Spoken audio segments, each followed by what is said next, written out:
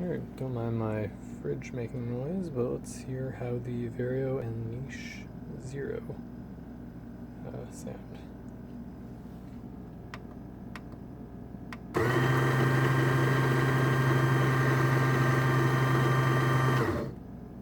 This might not be a fair comparison because that is set to espresso grind, so the burrs are pretty close.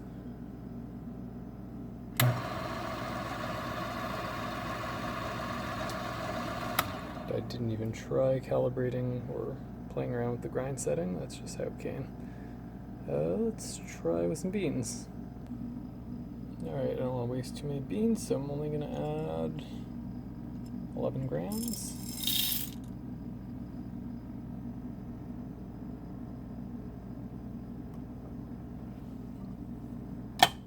Oh, almost forgot one important part.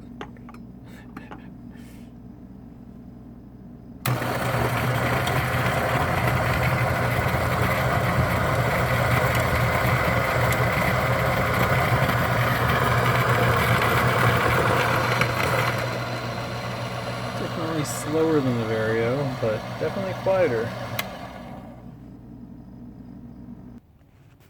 Here is 10 grams through the Vario. And it turns out that was a good fine grind on the Niche.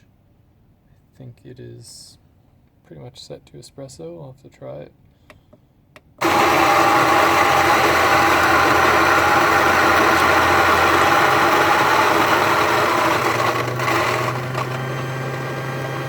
And here there's some popcorning. There's some popcorning there at the end, which the Niche did not do. This is the Vario's grinds, and I'll compare it kind of throughout the last ones. This is the first through the Niche, so I didn't want to, I don't know if I'm supposed to use it. Yeah, I'll take some pictures with my real camera. Alright, I'm going to put another 4 grams through just to compare the grind quality with my camera. And I think there was something else I wanted to do. I can't remember now.